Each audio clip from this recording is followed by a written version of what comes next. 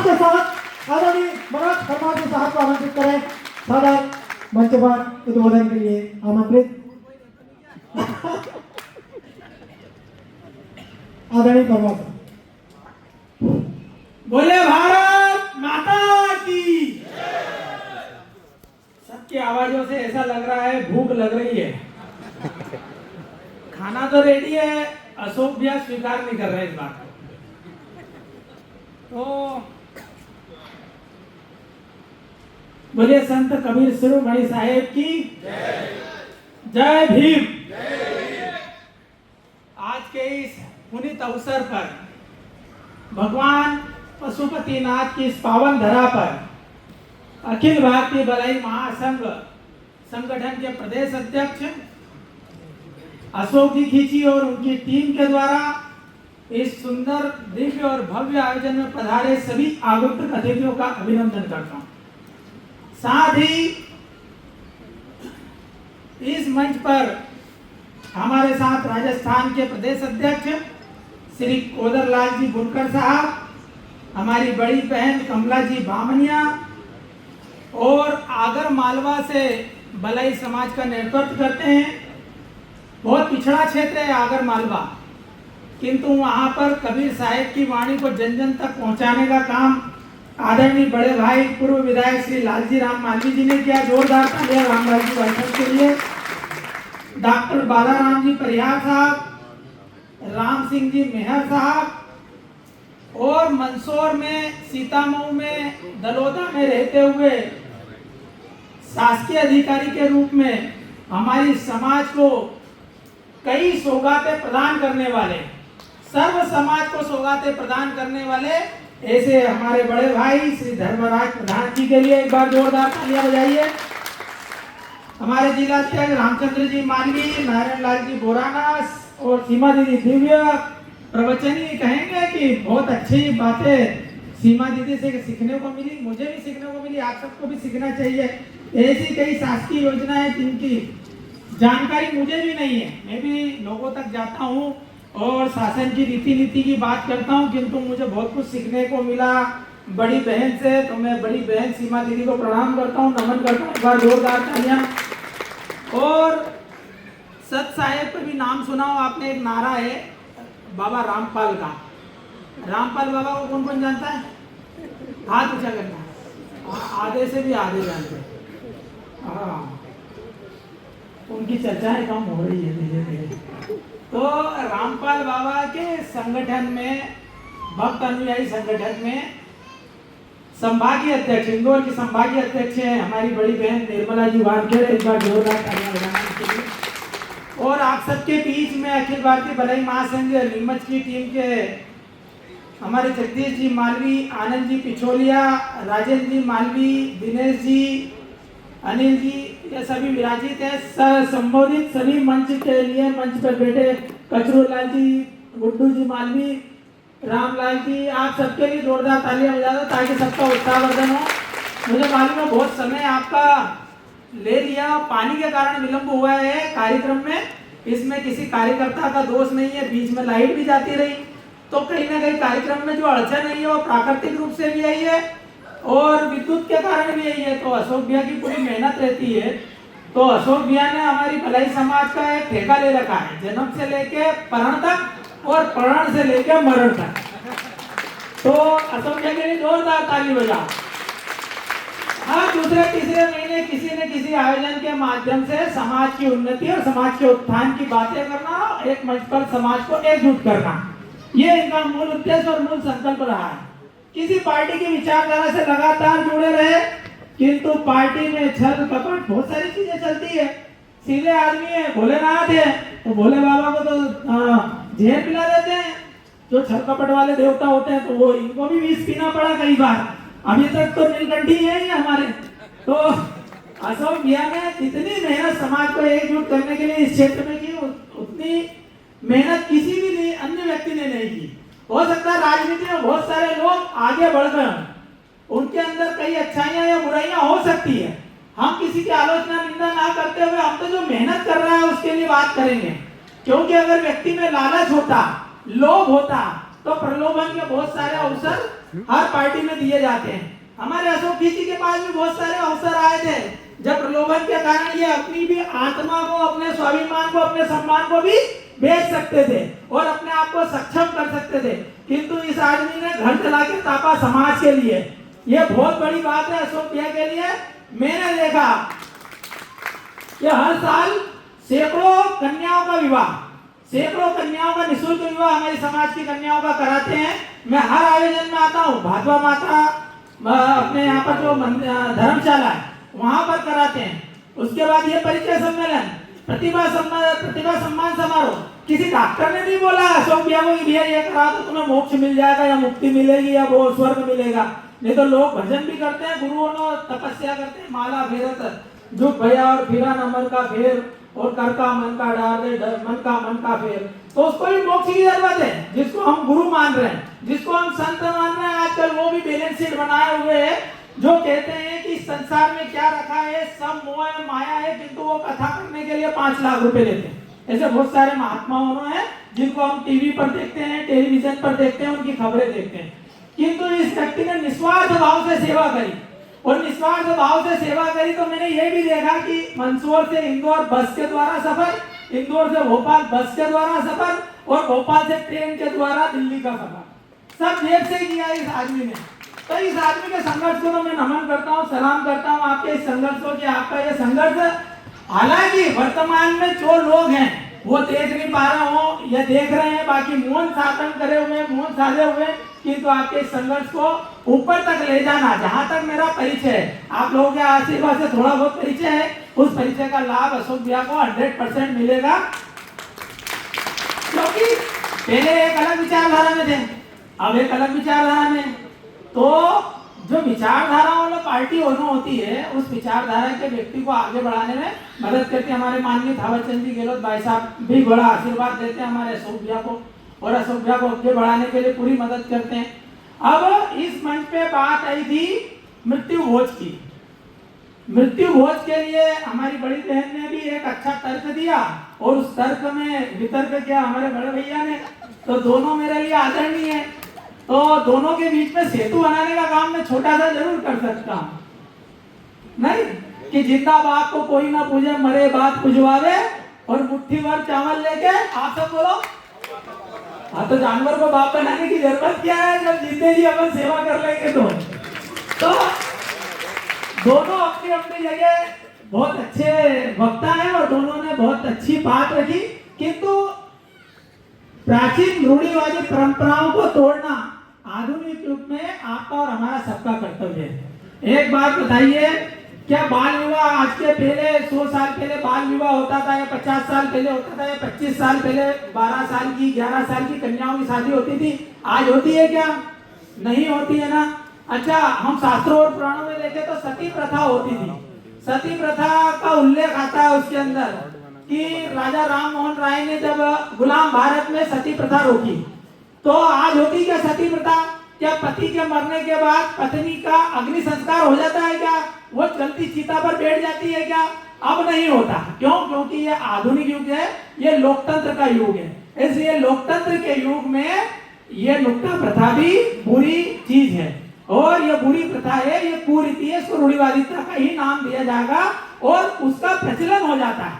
जब कोई एक बड़ा व्यक्ति इस चीज को करता है तो छोटा व्यक्ति स्वतः खर्चा करता। मैं प्रधान जी, आदरणीय भाई साहब से माफी चाहता हूँ, आपकी बातों को नहीं काट रहा हूँ, किंतु यदि अगर किसी हाथी को किसी जंजीर से बांध दिया जाए, दोनों पैर अगर जंजीर से बांध दिया जाए और उसको 10 साल बाद यदि खोलें, तो जो दूरी उसके पैरों की थी उससे आगे वो बढ़ ही नहीं पाएगा, क्योंकि उसको वो आदत हो गई है कि केवल इस दूरी तक उसके अगला पैर जाएगा। तो ये दूरी हमारे आदि अनादि समय से, जब 3000 साल पहले से हमारे बाप दादाओं ने गुलामी करी है ना, बधवा मजदूर रहे, रोटी के बदले काम किया, काय के बदले? 2 वक्त की रोटी के लिए बदले में काम किया, जिससे कुपोषण हुआ। हमारे बाप दादाओं की जो संतानें थी 12-12, 15-15 संतानें होती थी और बस्ती 2-3 थी। ये सही कह रहा हूँ क्या? 2-3 बस्ती थी, मुश्किल से 4 बस्ती होगी। बाबा साहब अम्बेडकर 14वीं संतान थे उनके पिता की, तो कुपोषण का शिकार हो जाते थे। हष्ट पुष्ट इसलिए नहीं रहते थे क्योंकि अच्छा खान पान नहीं था। अब एक और इसके अंदर और जेनेटिक व्यवस्था होती है।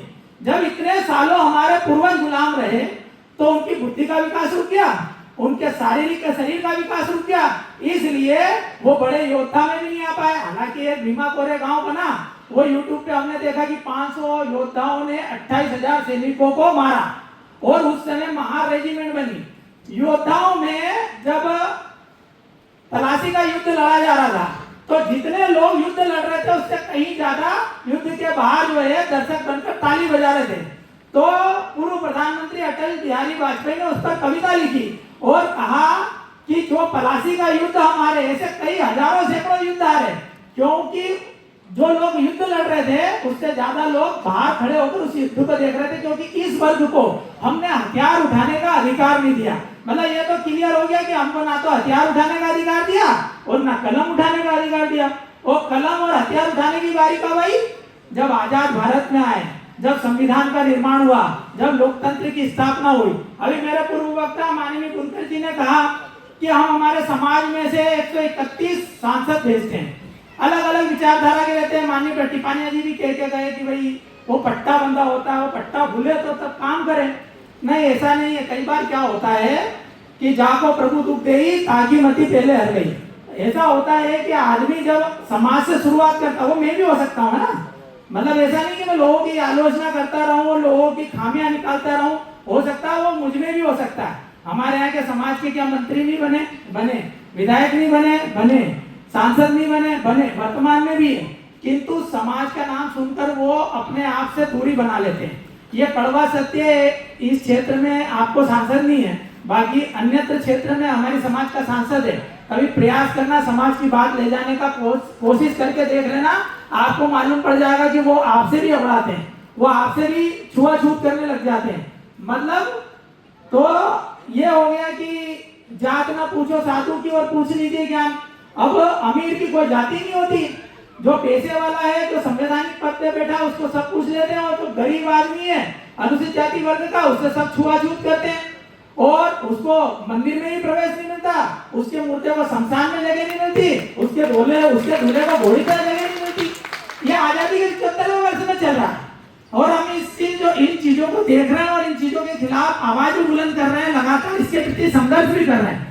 तो उस संघर्ष में क्या समाज एकजुट हो पाता? नहीं हो पाता। जबकि उनको मालूम है कि ये घोड़ी से उतारा जिस दूल्हे को मेरी समाज का है, मंदिर में गांव में प्रवेश नहीं करने दे रहे हैं जिन लोगों को, वो मेरी समाज के।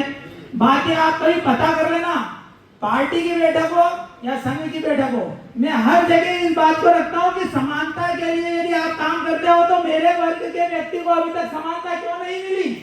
हमारे मुर्दे को अभी तक शमशान में जगह क्यों नहीं मिली? हमारे दूल्हे को अभी तक राम मंदिर में प्रवेश क्यों नहीं दिया गया? जब आप हमारे लोगों को कहते हो कि ये देशद्रोही हो जाते हैं, ये पढ़ लिख जाते हैं, तो बोले वाम सेवक हो जाते हैं, देवी देवताओं को गाली बकते हैं, आप भगवानों को गाली बकते हैं, तो ये शुरुआत किसने करी? ये शुरुआत कहीं से तो हुई है ना। तो हमारे को जब उस ईश्वर के कने जाने नहीं दिया गया, इसलिए उनके मानने वालों को तो कुछ बिगाड़ सकते नहीं कि कमजोर समाज है, बदवा मजदूर है, मजदूरी करने वाला शोषित वंचित समाज है, तो मजबूत आदमी का क्या बिगाड़ेगा, ताकतवर आदमी का क्या बिगाड़ेगा? तो एक नई विचारधारा चली, उस विचारधारा के तहत उन्होंने काम किया और आज समाज उस दिशा में चल पड़ा। किंतु समाज गुमराह हो गया।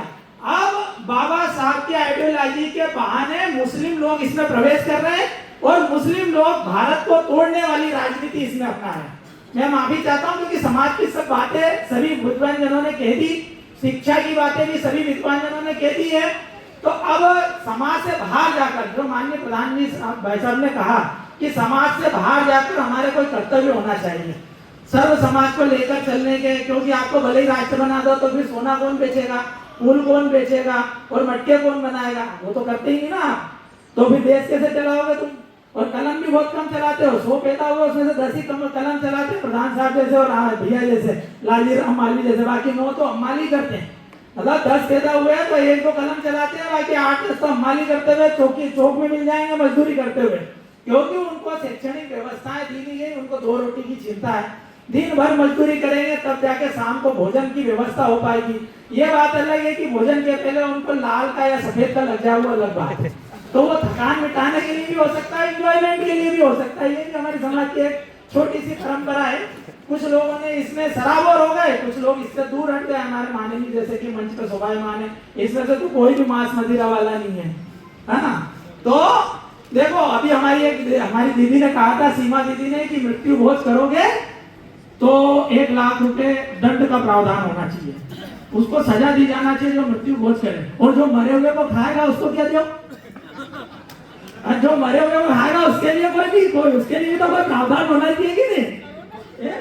क्या तो बड़ी मुश्किल से भगवान ने आपको बड़े भाग मानुष तन पावा सुर दुर्लभ मुनि ग्रंथन गावा, मतलब भगवान ने आपको मनुष्य का शरीर दिया, आपको शेर और चीते की तरह दांत नहीं दिए, आपके पंजे उस तरह के जानवरों के तरह नहीं बनाए कि आप कच्चा मांस खा सको।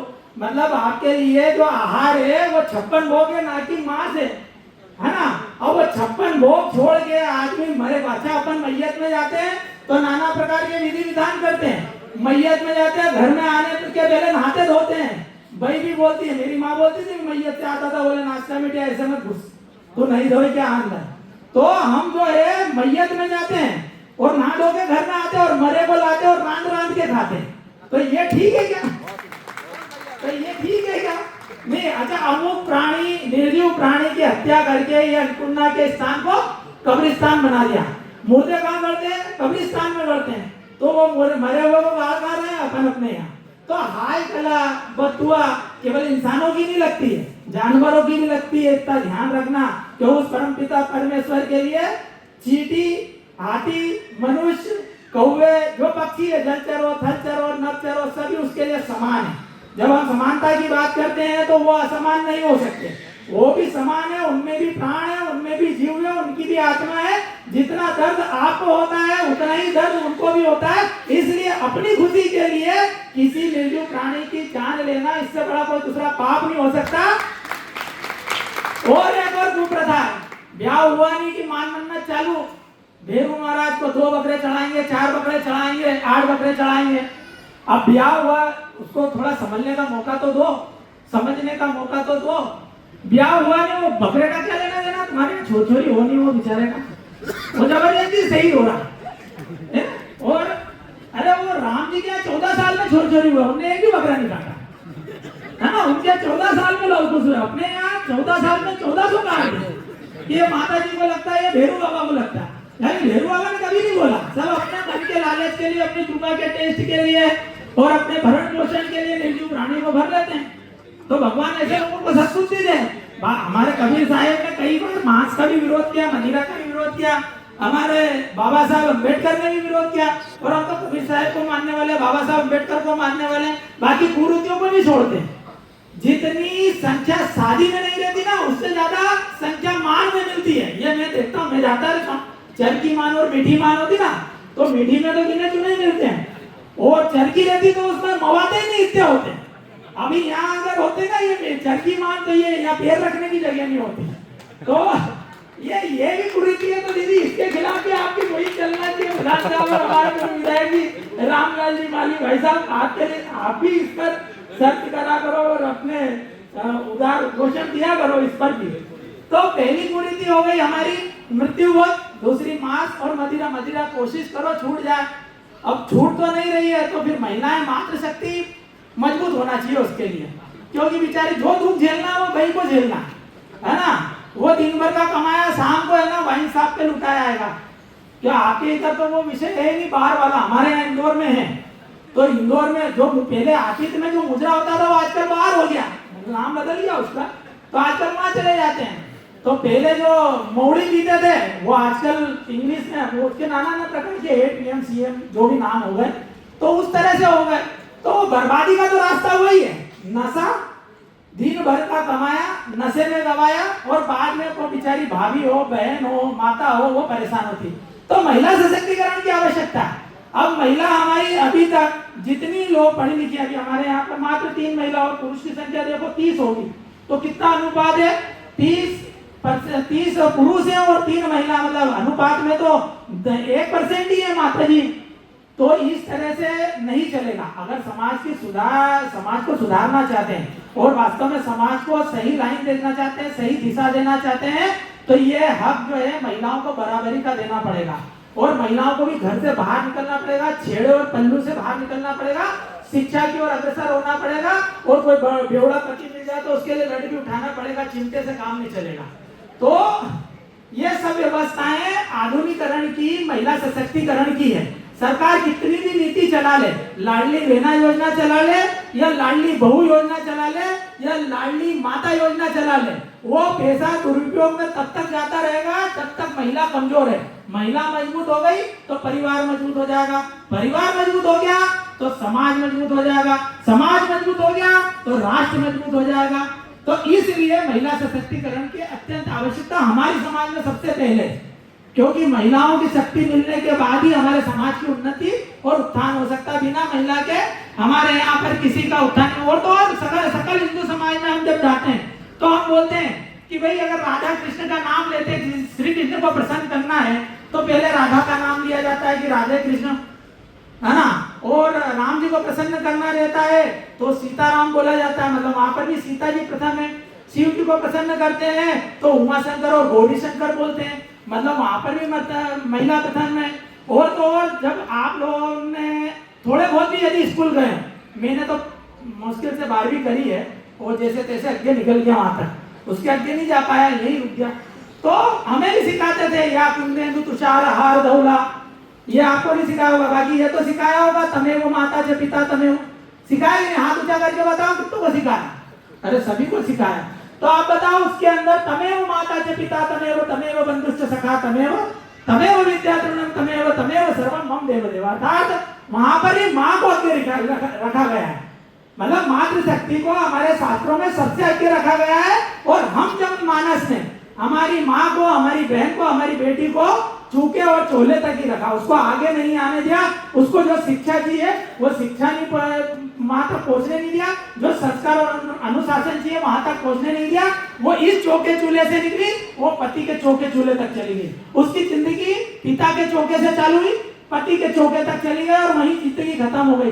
तो वो बच्ची, वो महिला जिन पुरुषों को जन्म देगी, जिन बच्चों को जन्म देगी, वो उनका विकास कैसे करेगी जब खुद का ही विकास नहीं हुआ? तो अब ये तो तीसरी पीढ़ी सुधरेगी जब हमारी सीमा दीदी, निर्मला दीदी जैसी बहनें जब हायर एजुकेटेड होगी, आधुनिक रूप से पढ़ी लिखी होगी, समाज का अच्छा बुरा समझती होगी, दुनिया का भला बुरा समझती होगी, तब जाके तीसरी पढ़ी डॉक्टर, इंजीनियर और IAS IPS बनेगी।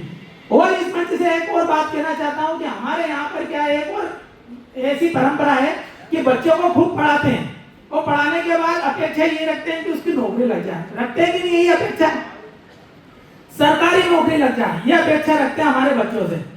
बोर तो नहीं हो रहा है ना?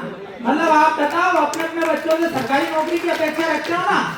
तो वास्तविकता ये है कि नौकरी है 10,000 और उम्मीदवार है 1 लाख, तो पूर्ति कैसे होगी? पूर्ति हो ही नहीं पाएगी। तो ऐसी स्थिति में हमारे समाज को क्या करना चाहिए? उद्योग लगाना चाहिए, कारखाने डालना चाहिए। ये भले ही समाज रोजगार मांगने वाला नहीं, रोजगार देने वाला समाज होना चाहिए। होना चाहिए कि आप ये बताओ, हमारे यहाँ पर एक प्रथा चल पड़ी कि नौकरी लग जाएगी तो छोकरी अच्छी से मिल जाएगी।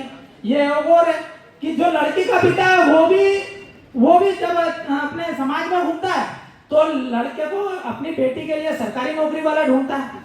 अरे यार, सरकारी नौकरी में अकेले का पेट भरेगा और अकेले का पेट नहीं भराएगा तो भ्रष्टाचार करेगा, और भ्रष्टाचार करते हुए पकड़ा गया तो इज्जत भी खराब होगी और मुंह भी काला होगा।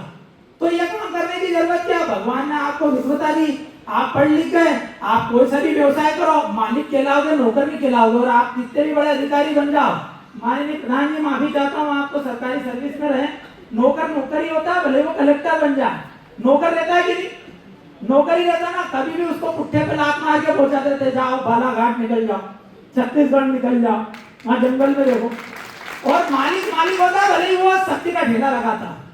और एक सरकारी नौकरी में आरक्षक हो या निगम कर्मी हो, वो जितना पैसा कमाता है उससे 2 गुना 3 गुना एक सब्जी का ठेला लगाने वाला, एक होटल व्यवसाय करने वाला। ये मैं अशिक्षित लोगों की बात कर रहा हूँ। पढ़ा लिखा व्यक्ति अगर डालेगा ना तो वो तो बहुत ही जल्दी उद्योगपति बन जाएगा और यदि अगर नौकरी करेगा तो खुद का परिवार का पालन पोषण करेगा, और यदि